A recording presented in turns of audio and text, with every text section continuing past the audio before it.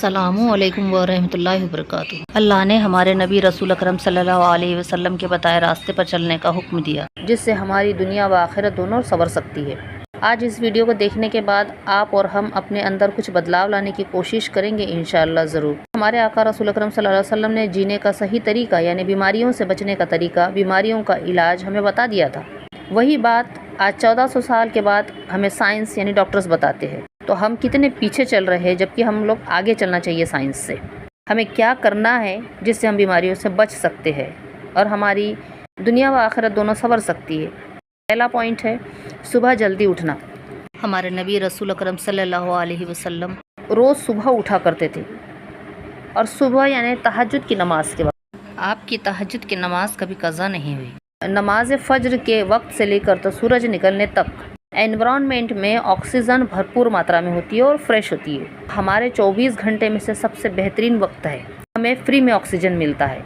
Corona میں ہم نے دیکھا ہے کہ اسی آکسیجن کے نہ ملنے پر لوگوں کی جان چلی گئی۔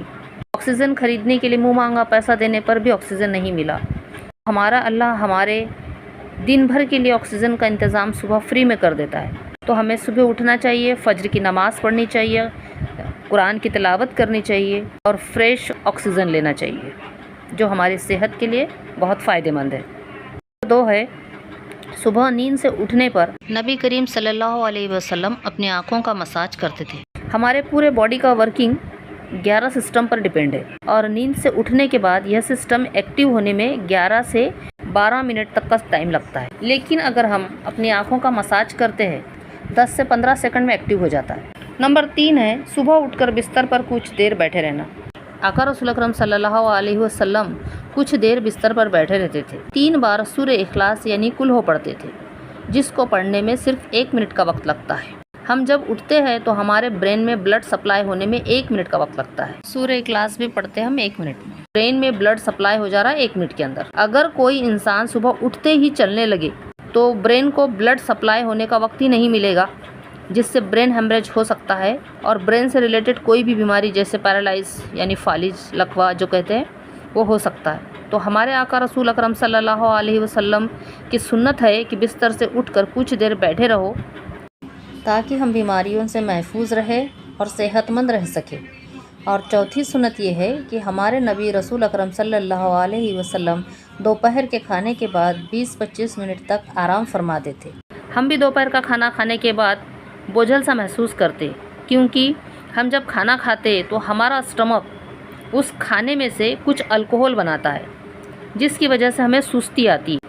اگر ہم کھانا کھاتے ہی کام شروع کرتے ہیں تو الکوہول کی وجہ سے ہمارے برین پر پریشر پڑتا ہے، جس سے چکر بھی آ سکتے ہیں۔ اور 5ویں سنت یہ ہے ہمارے آقا رسول اکرم صلی اللہ علیہ وسلم کھانے کے پہلے پھل کھاتے تھے، بعد میں نہیں، کیونکہ پھلوں میں زیادہ تر پانی ہوتا ہے، اس لیے کھانے کے پہلے پھل کھانے سے پھلوں سے جو ملنے والا پانی ہے اس سے معدے کو یعنی لیور اور آنتوں کو نمی مل سکتی ہے، کیونکہ ہمارے ہاضمے کے پیچھے صرف لیور اور آنتوں کا بہت بڑا اہم رول ہے۔ اور فروٹ کھانے سے لیور اور آنتوں کو طاقت ملتی ہے، نمی ملتی ہے، ان کی عمر بڑھتی ہے یعنی مینٹیننس ہوتا ہے۔ اور 6ٹھی سنت یہ ہے کھانے کے بعد پانی نہ پینا۔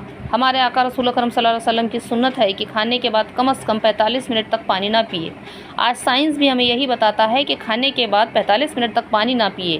یہ سائنس نے ہمیں یہ بات 1400 سال کے بعد بتائی، جبکہ ہمارے نبی رسول اکرم صلی اللہ علیہ وسلم نے یہ بات پہلے ہی بتا دیے تھے، لیکن ہم ان کے سنت پر اگر چلتے تو اتنے بیماریوں کی شکار نہ ہوتے، کیونکہ کھانے میں جو فیٹس ہوتے ہیں وہ پانی کے ساتھ مل کر الگ ہو کر لیور کے اوپری حصے پر جم جاتے ہیں۔ کھانا صرف چھوٹی آنت میں جاتا ہے، فیٹس اور پروٹینز معدے کے اندر لیور میں بہت نقصان پہنچاتے ہیں، جبکہ فیٹس اور پروٹین اور باقی کھانا مل کر ہی چھوٹی آنت سے بڑی آنت میں جانا تھا، مگر فروٹ یا پانی پینے کی وجہ سے فیٹس اور پروٹینز لیور کے اوپر جم کر لیور کو نقصان پہنچاتے ہیں۔ آقا رسول اکرم صلی اللہ علیہ وسلم کا فرمان ہے کہ اگر کھانے کے بعد پانی کی حاجت محسوس ہو تو 2-3 گھونٹ پانی پی کر پھر روٹی کا ایک ٹکڑا کھا لینا چاہیے، تو بدہضمی سے بچ سکتے ہیں اور بیماریوں سے بچ سکتے ہیں۔ ہمارے آقا رسول اکرم صلی اللہ علیہ وسلم کی 7ویں سنت ہے وضو کرنا۔ اللہ نے ہم پر 5 وقت کی نماز فرض کی ہے، جس کے لیے پہلے وضو کرنا پڑتا ہے۔ وضو کرنے کے پیچھے بھی اللہ نے بہت بڑی جسمانی اضافہ اور سائنس چھپا ہوا رکھا ہے۔ 5 وقت ہمارے وضو سے नाक, कान, आँख, मुंह, हाथ, पैर, गर्दन, चेहरा ये अज़ू साफ़ होते हैं।